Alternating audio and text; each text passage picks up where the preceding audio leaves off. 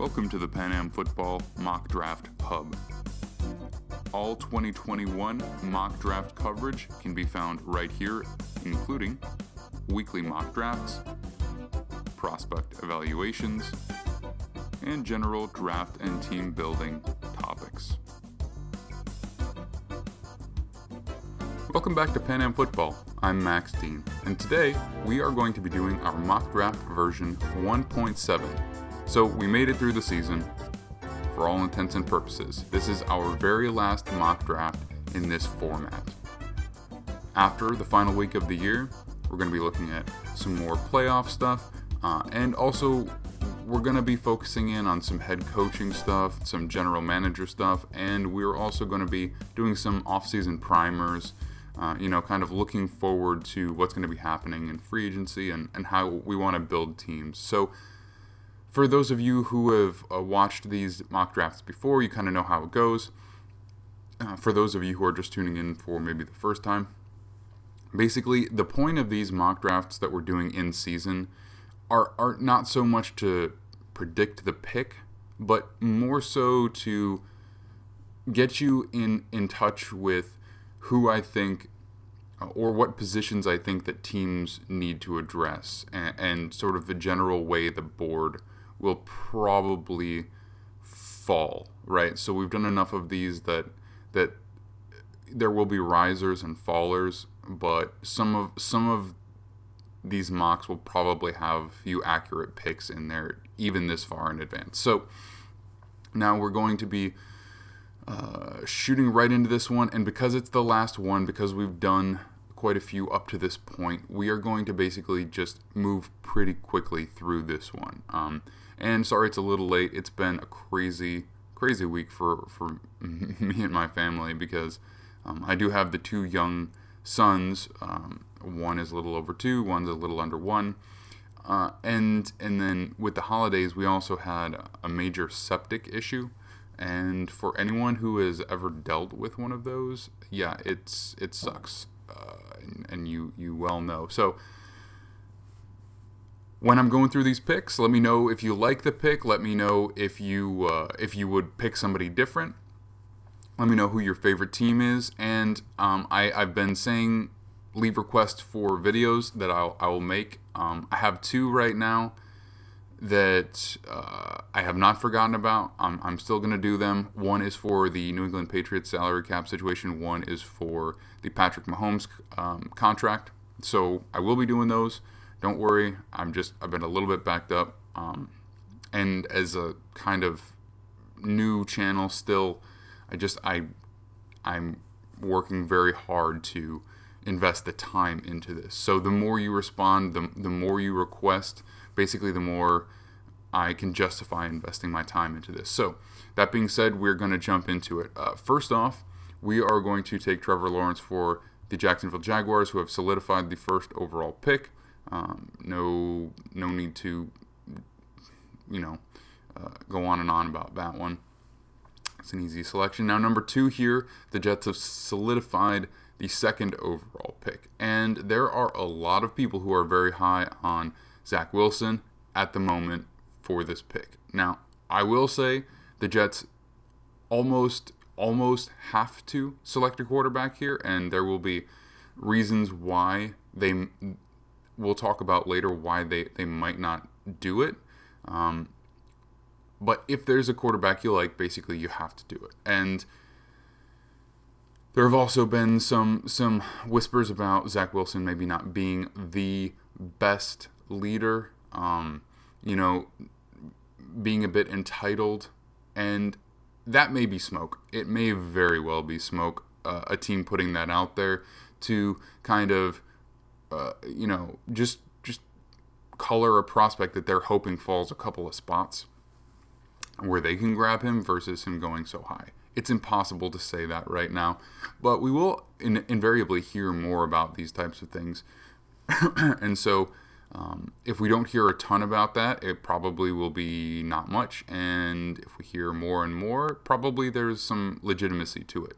As of right now, if it's the case, I doubt the Jets are going to go that route, just because the general manager there, Joe Douglas, is not he's a big character guy. It's like very, very important for his grading process. And so I kind of doubt that he would even be interested if those things are true. He definitely has some great traits. I think the best thing about him, there's not just one thing, but the best thing about him is that he has basically. By the way, it is New Year's Day right now, 2 a.m., so I am a little bit tired, and usually when I do videos around this time, I struggle to find the exact words or names I'm looking for, so bear with me on that. But basically, he can throw with anticipation. He throws before receivers are out of their breaks, which is great. And I think that's aside from the physical tools, which he does have, that's his number one trait.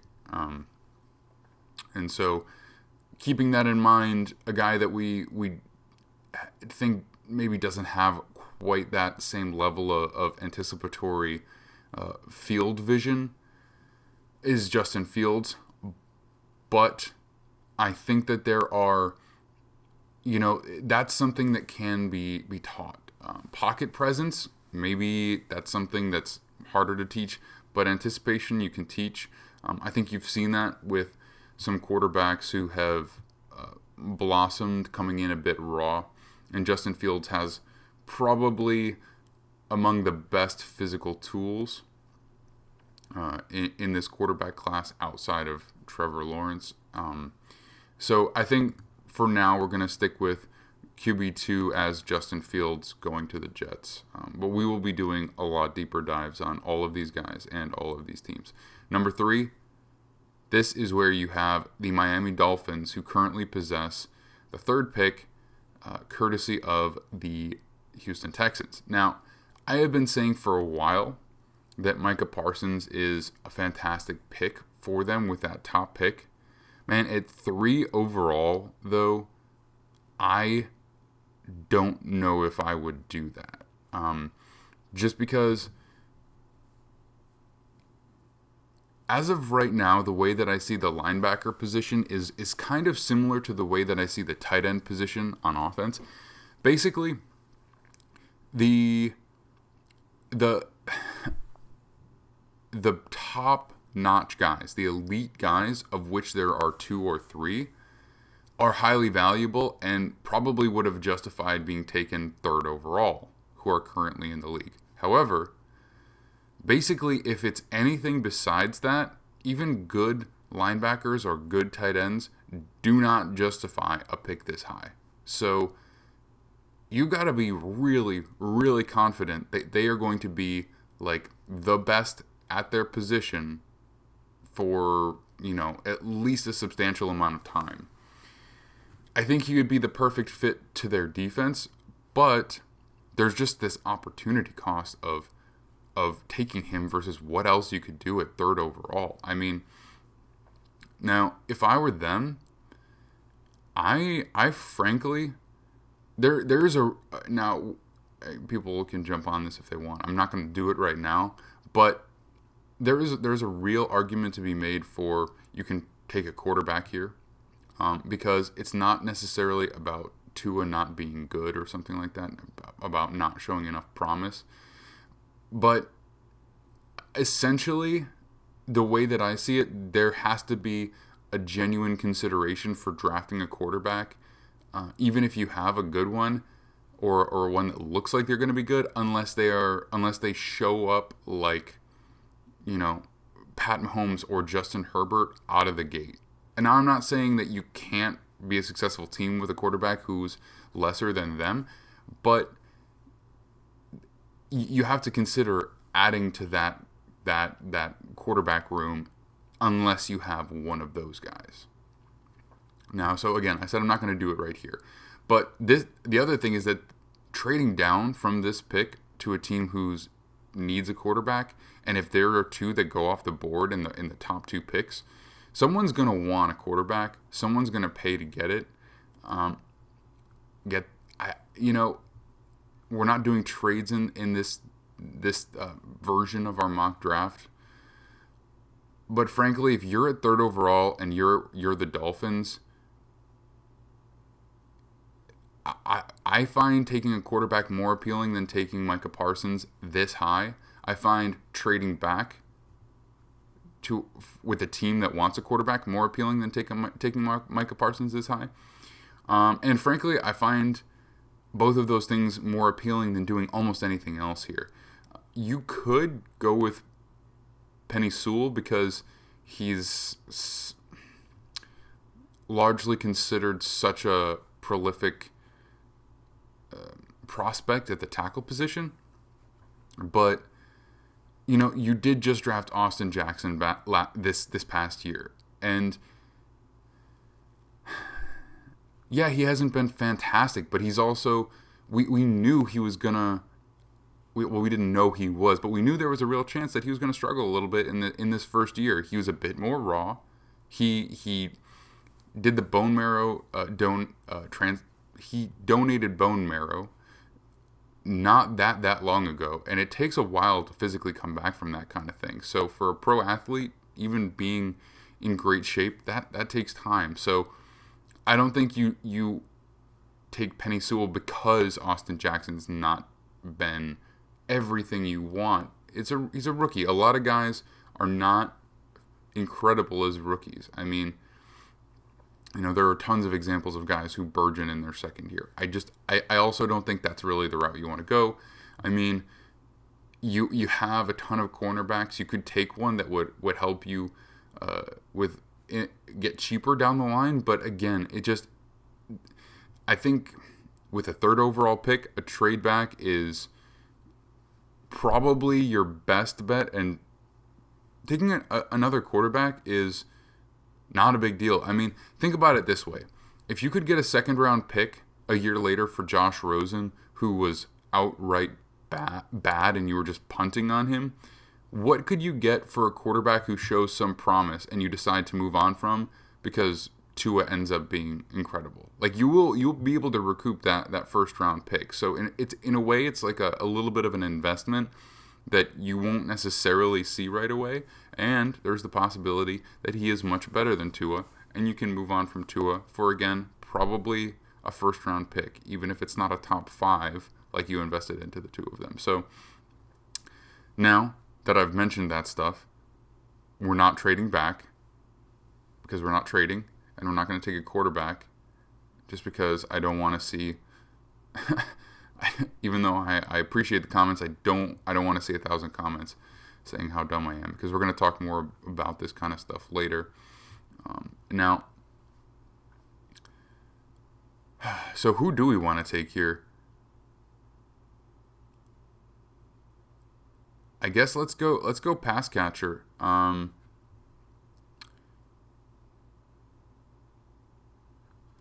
Let's go pass catcher, just cause. We're going to go with Jamar Chase here. It is a position that they need, and he's the best one. So we're going to add him to the receiver core, and in this scenario, we're just going to surround Tua with the best possible situation. I don't think you need 2 tackles drafted in the first round to make it in the NFL. So we're going to add a position of greater need, I think. Now, Falcons at number 4.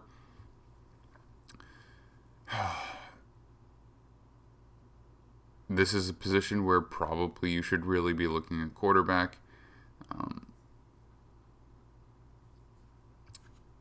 Because even as hard as it might be to move Matt Ryan in a trade this year, there is no reason that you can't have a quarterback waiting in the wings.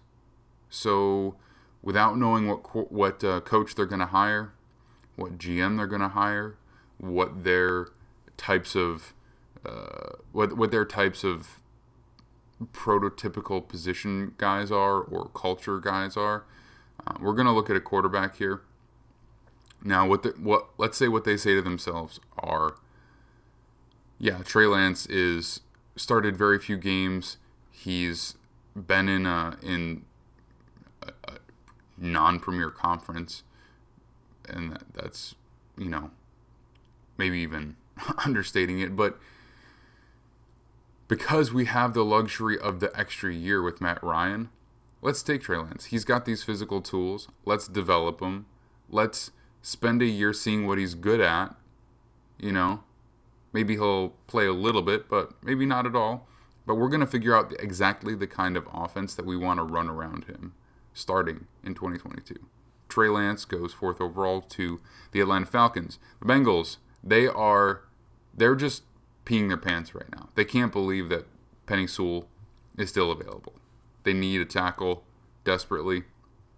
They need an offensive line desperately, and this is they're jumping for joy, and I'm sure every Bengals fan is jumping for joy with this as well.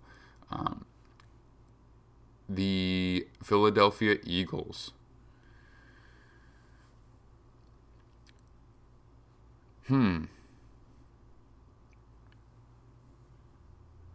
Here's where we get back to this thing.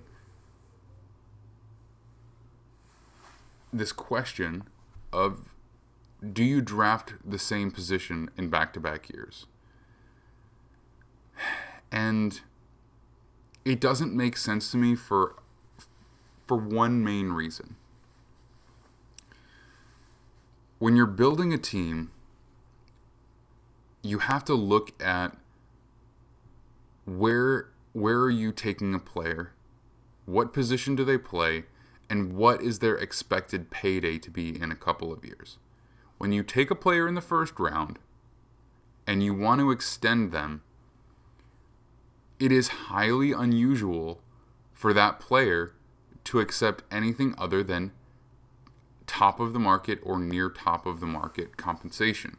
Because basically when you say, I want to extend you, you are by definition saying, and this is the way that NFL contracts largely work in this situation, you're saying, by default, you're good enough that we want to keep you. That we value you. We don't even want to let you hit free agency. So, for a wide receiver, you're looking at near $20 million. Probably by the time these guys are up, like hypothetically, Jalen Waddle, maybe, and Jalen Reagor, and they're both speed guys, so that kind of doesn't even totally make sense either. You maybe want a bigger guy as your second receiver, but if you do that, like say for example at 6, Jamar Chase is still there, like just for example,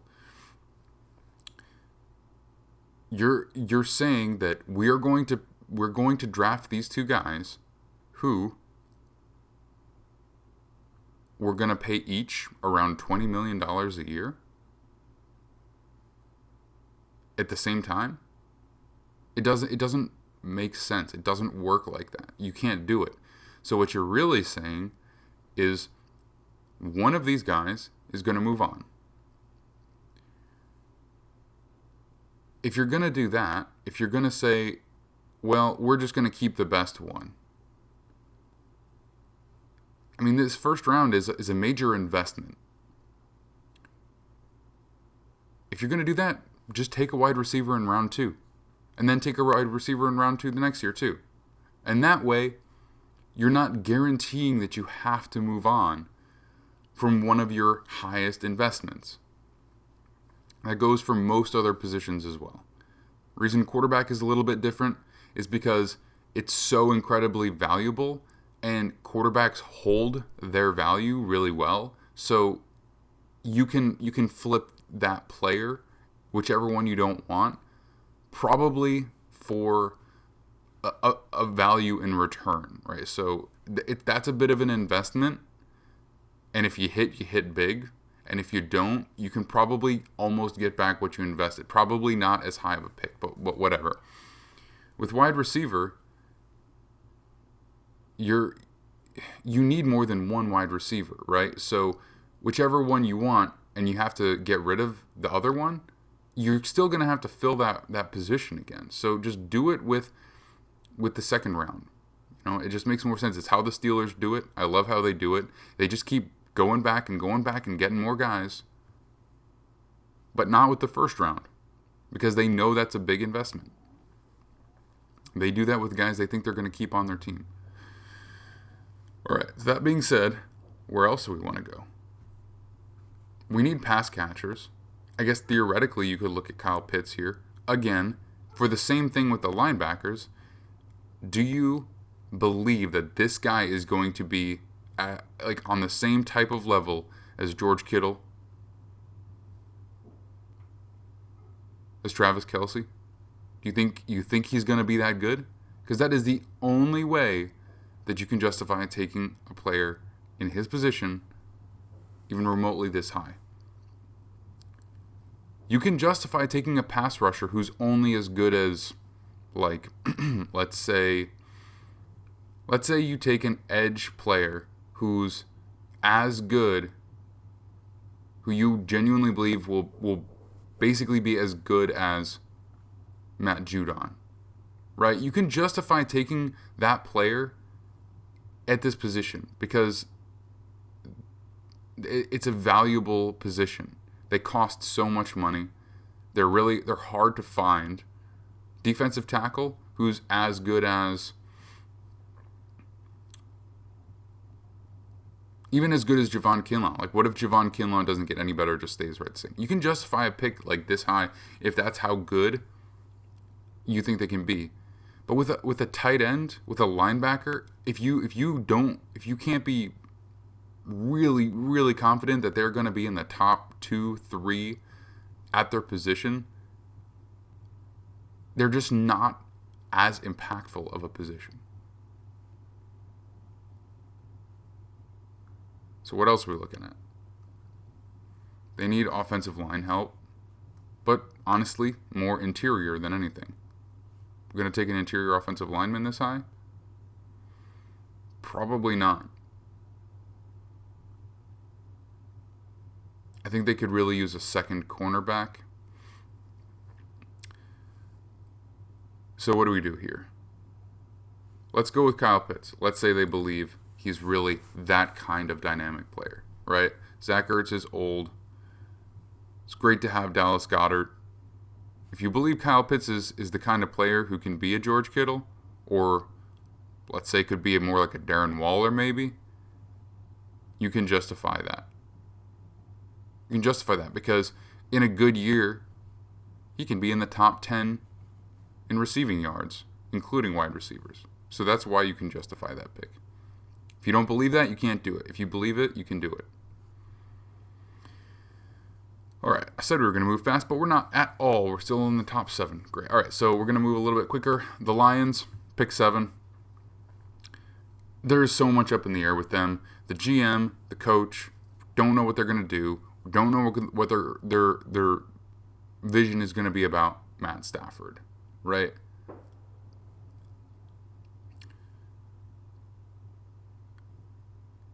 I suspect that the new GM is not really going to want to be married to Matt Stafford.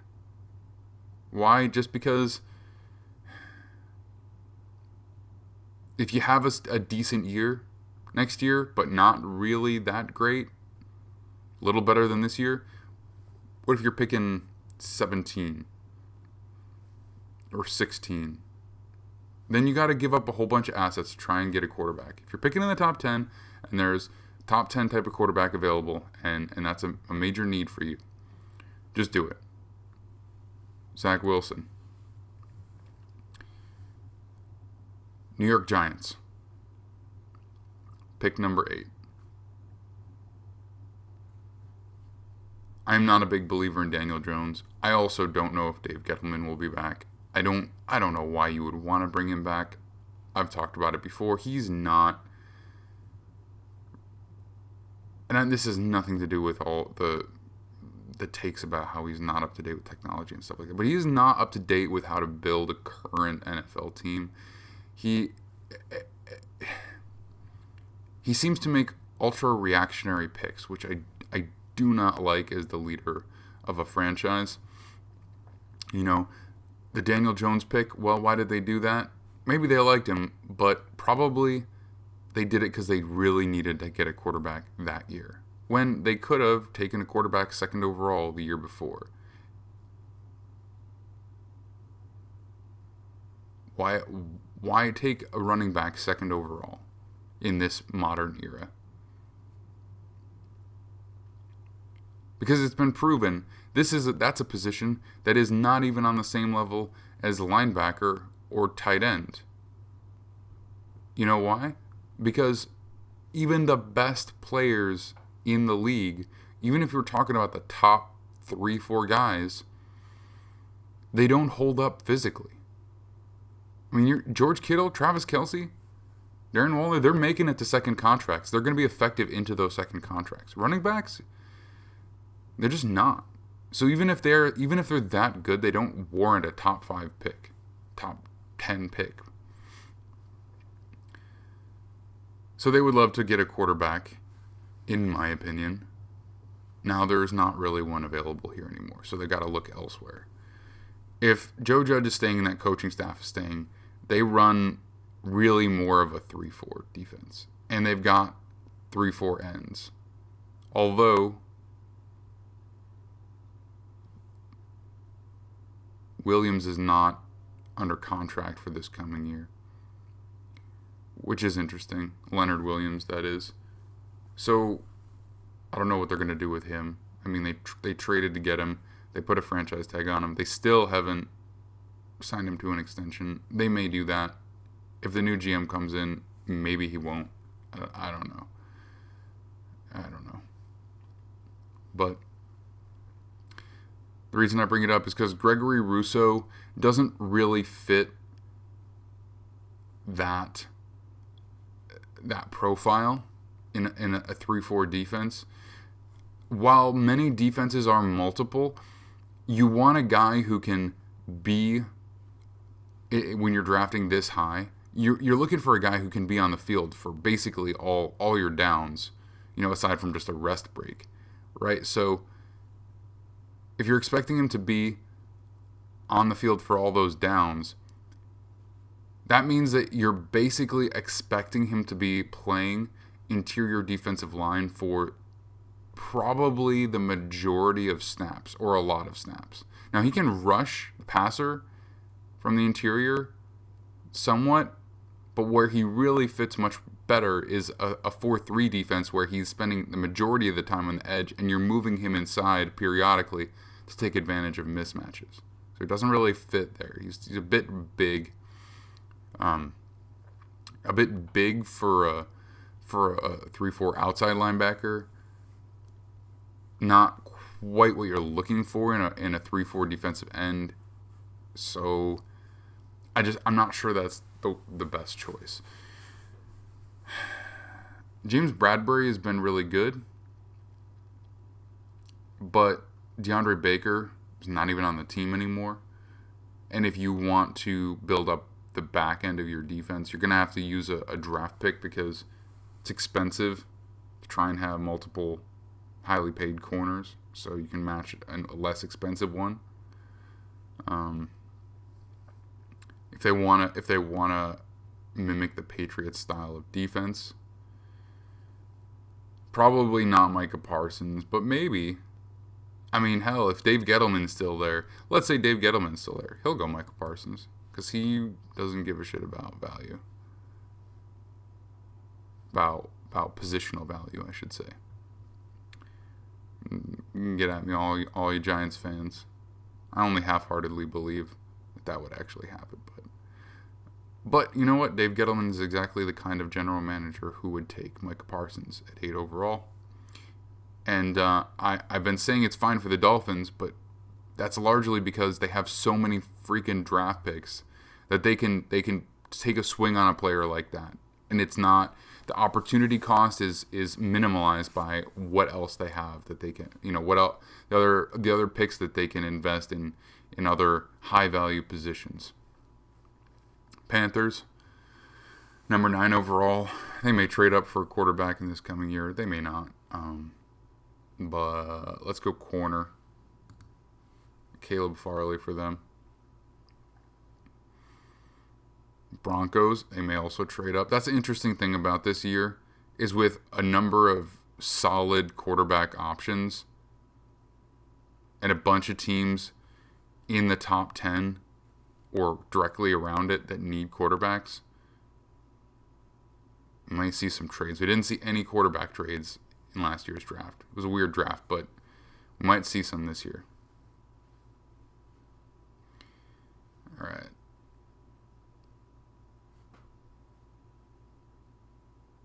I think this is a real place where we can start looking at Patrick Surtain II.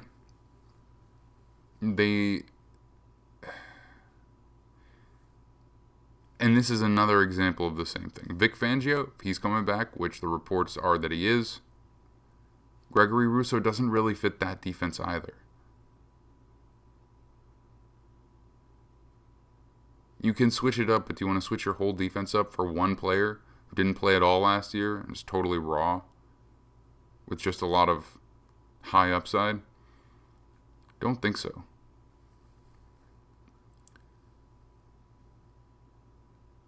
Receivers, they've got a bunch. Tackle, they just locked up their tackle. Kwity Paye is more of a big edge too. He's so athletically freaky though that he could probably do the outside linebacker thing. And Russo's just big.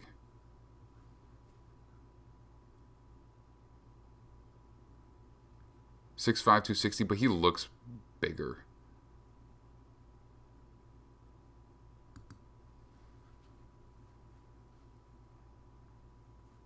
Not sure that that's accurate. Anyway,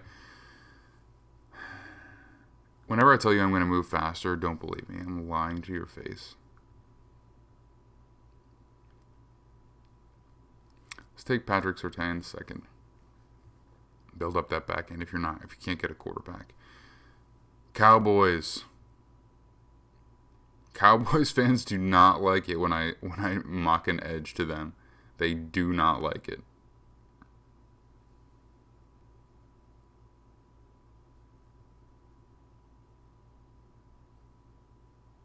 They do not like it.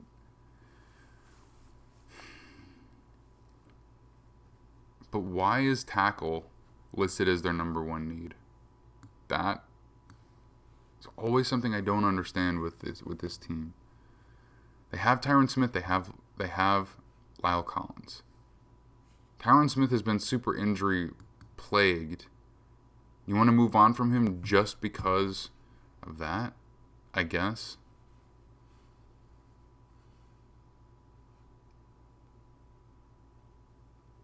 Last year, it was speculated that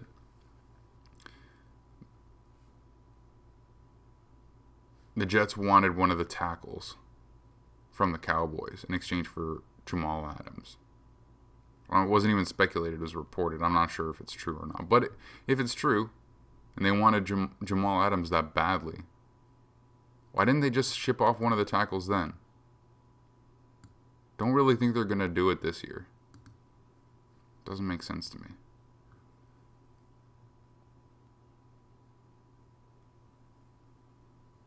Cowboys fans all want me to mock him a corner. I'll do it. I'm not even sure if I've done it yet.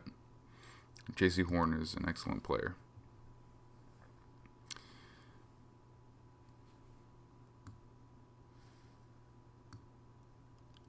Chargers at 12, tackle. Tackle, don't look back. Chargers draft position dropped substantially in the past week or two. They were picking as high as like 5 or 6, 4 maybe even. Vikings.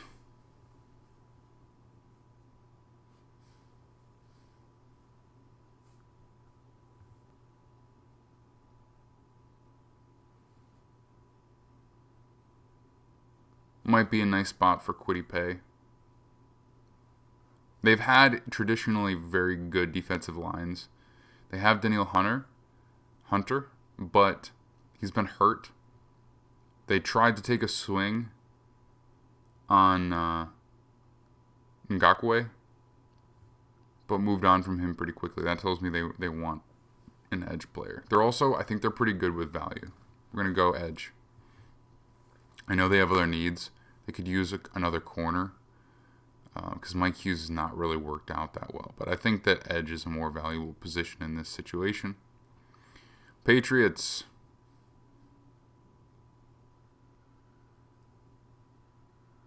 Let's give them. I think the reason people are everyone thinks Devontae Smith is better than Jalen Waddle is because, yeah, he's awesome, but they just it's a recency bias thing. They have not seen Jalen Waddle play in a couple of weeks because that dude is a beast. He's so fast. His change of direction is incredible, and he's exactly the kind of freak talent that I would want to spend a first round pick on at wide receiver. Yeah, Devontae Smith is very good, but and he's fast, but he's not this same kind of bursty change of direction, 0 to 60, 60 to 0, 0 to 60 kind of player that Jalen Waddle is. That's what I want. Can't believe I'm having Gregory Rousseau fall to 6, but I guess it's not going to fall this way, but sometimes it doesn't make sense the way that the draft falls. And hey, maybe it will fall that way because he hasn't played. He has not played. And, well, there are some guys, like Caleb Farley, some guys like Penei Sewell, Jamar Chase, who have shown that they were probably worthy of that kind of pick before this season and just weren't eligible. A lot of Gregory Rousseau is very much projection based on what he was expected to do this year. So, could be. But, again, 49ers are not going to make that move.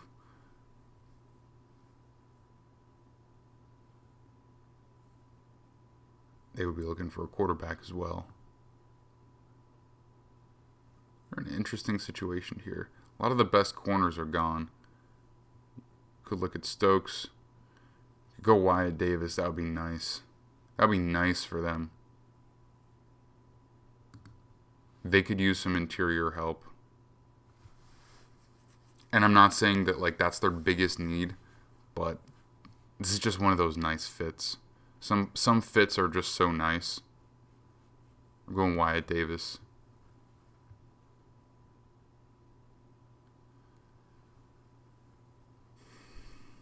Greg Rousseau. And again, now I'm at the point where I'm not sure that this is the kind of player that Mike Mayock wants. Yeah, physically he's the kind of player, but Mayock, he wants his Gruden grinders. He wants high character guys. And I'm not sure that there's a huge knock on Gregory Rousseau, but he's not well known as this ultra nose to the grindstone type player that they particularly want. They need defensive help like it is nobody's business.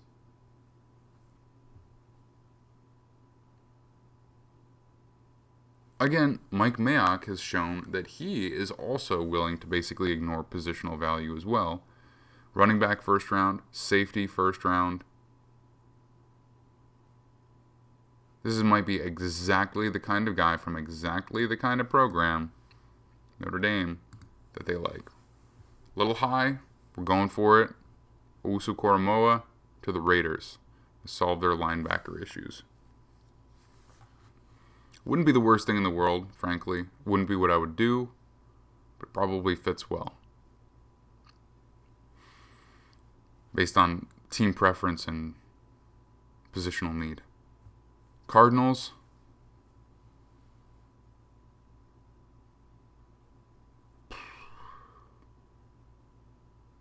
Again, 3-4 defense.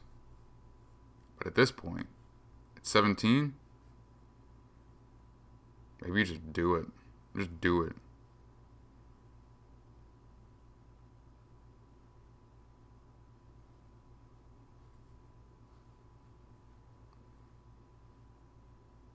else could they use? I mean, Joseph Asai is a better fit, honestly, for their defense. Tackle, not the biggest need. Couldn't hurt though. Like, could swap out Mayfield with Kelvin Beachum on the right side. That'd be pretty nice. I'd like that. Yeah, I'd like that. Kelvin Beachum's been fine, but you have a relatively highly paid tackle on the left. Drop in guy who's played right tackle, put him on the right side, bolster the offensive line. I know that they have a little bit more need on the interior, but I think it's a nice fit. Tell me if I'm wrong, Cardinals fans.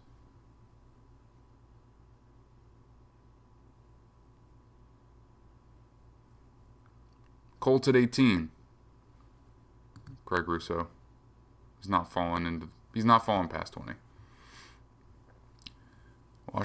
Washington football team. Interesting situation.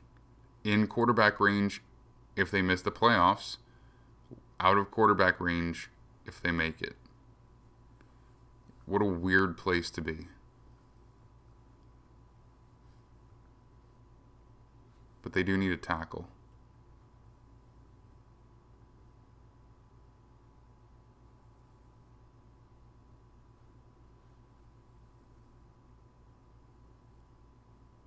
Really need a tackle more than anything else besides quarterback. And if they're trotting out Alex Smith there another year, they got to. They may just trade for a guy. They may pull a trade for Matt Ryan. I mean, again, I am well on the record saying I don't think Matt Ryan's going to get traded this year. I just think it's highly unlikely. It's not impossible. They could be a team that might do that. But they'd probably have to give up a first-round pick for him. Probably not interested in doing that. I think they go tackle and look for another solution.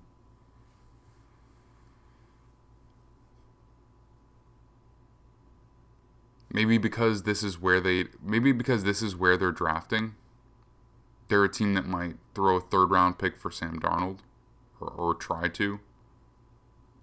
Just because it would cost so much to move up and get a quarterback, but they need one so badly. And then say, hey, if that doesn't work out, maybe we'll draft higher up next year. Who knows? Nothing about Ron Rivera in particular makes me think that Sam Darnold is a target for them. It's just that he's a guy that they could afford in terms of draft capital. A lot of other guys cost too much for a team that's going to need to do some rebuilding here. Bears at 20. We're going I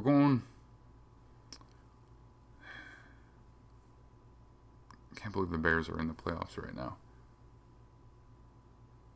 As it stands right now.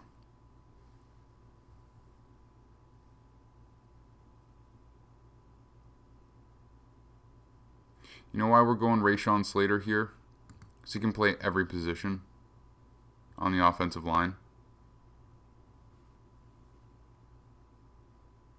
And they need offensive line help. Probably will end up being a tackle, but could be elsewhere. Just based on where the biggest need is.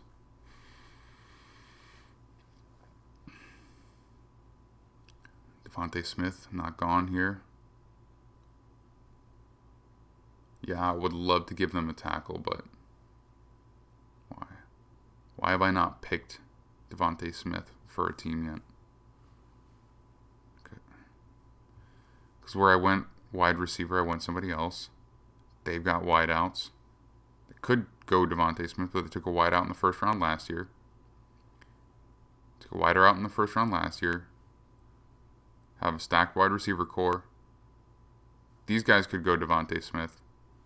These guys can't really afford the luxury right now. These guys, who the hell knows what they're going to do? But they do need offensive line help, which I would prioritize. At this point, if he's still there, he's gone. He's unlikely to fall to 21. But he won't make it past this pick. I don't even think it's the biggest need for the Jaguars. But just do it.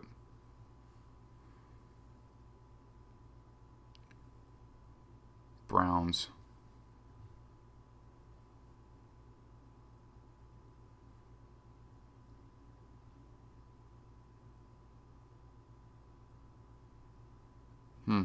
Interesting. Didn't mean to click on you. Sorry. But you know what? Ironically, we're going to do it. Denzel Ward's going to be up for a contract very soon. He's been playing very well. Bring in another guy to have him play across. Cheap guy with an expensive guy. There you go. Probably Denzel Ward will get a contract this offseason, I think. I think he was a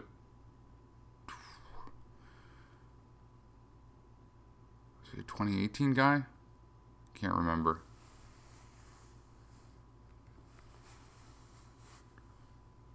Dolphins at 23.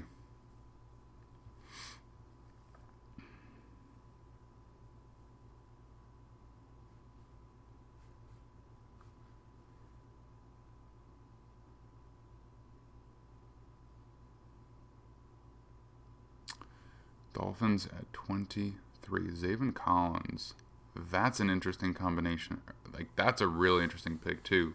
I mean, if you're not going to get Micah Parsons, Zaven Collins is a nice consolation prize for that particular defense. Wildly athletic. No, he is not the same player as Micah Parsons, but also super versatile. I suspect he will move up draft boards. Right now, they've got him in the 30s. I do expect that to rise. Ravens.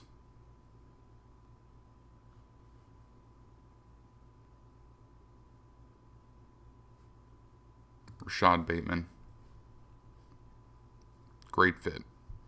Great fit. You want to help Lamar Jackson keep growing as a passer? Give him a variety of targets.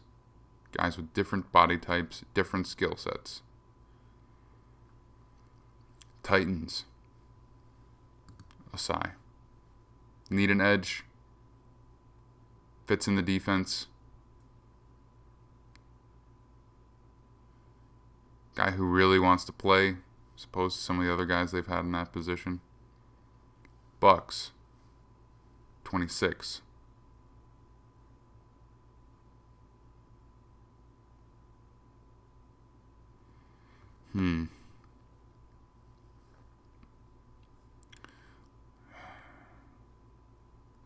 It's so funny that this pick, it's a 100% question about whether Brady comes back or not. As of right now, I think he does. If he doesn't, it would just be so different. We're going to operate under the assumption he's coming back.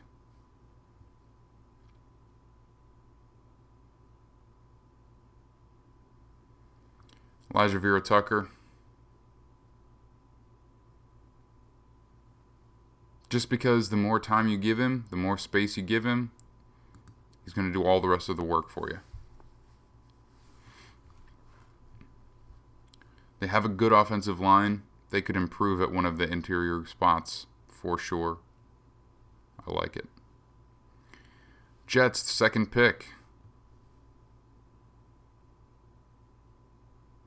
I think edge is their second biggest need.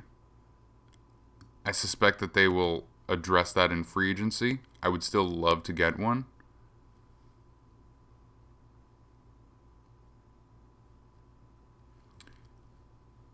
Who's here? Who's here?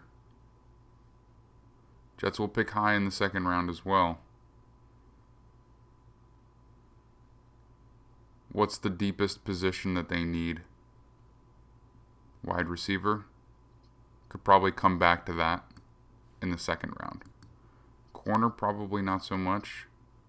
Who's here? We're not spending this pick on Sean Wade. We need an outside guy. Outside guy.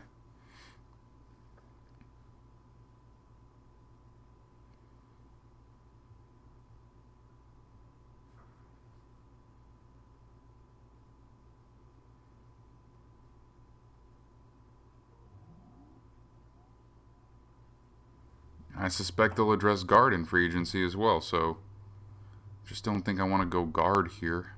There's only so much you can, spend on the offensive line at the same all at once. If you're going to go free agency and the draft, then you're going to leave other positions vacant. But again, not really any top-end corners here. Good wide receivers that'll be available in the second. It's not really my preference. It's not really my preference, but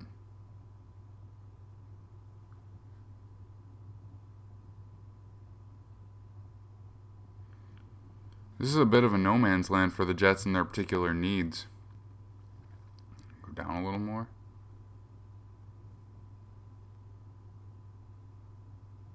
I think at 27, I guess you could reach a little bit for edge.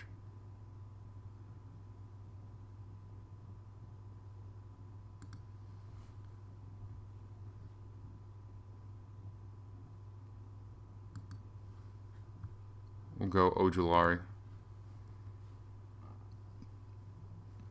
Steelers. Gotta find themselves a replacement tackle.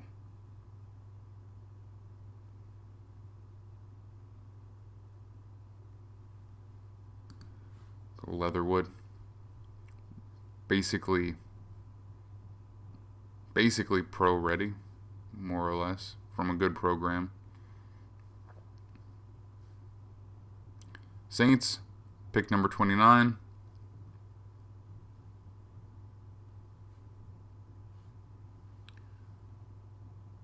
Well, it depends on whether Breeze is back or not.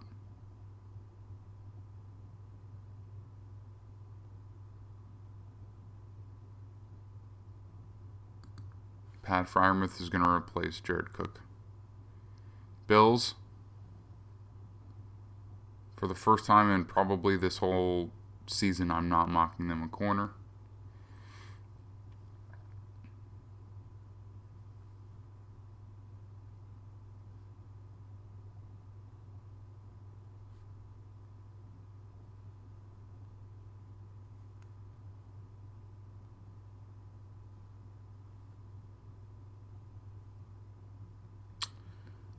Man.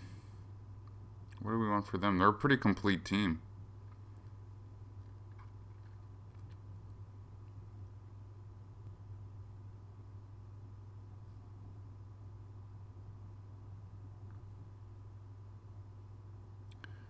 They are a pretty complete team.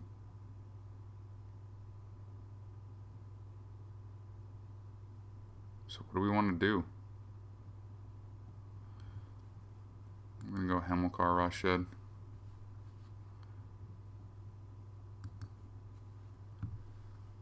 They took a bigger edge in the second round last year.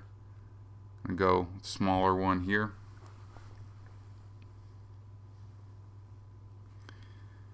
Packers.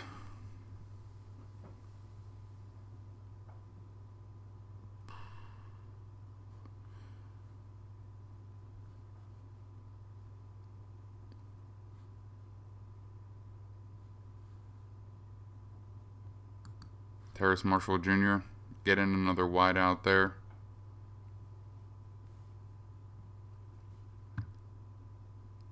Kansas City.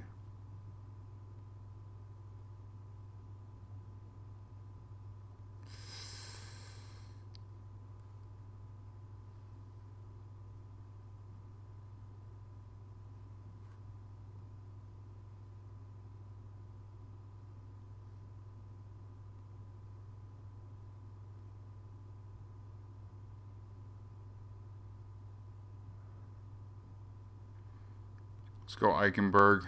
Let's let one of the tackles walk. The others are both getting pretty expensive.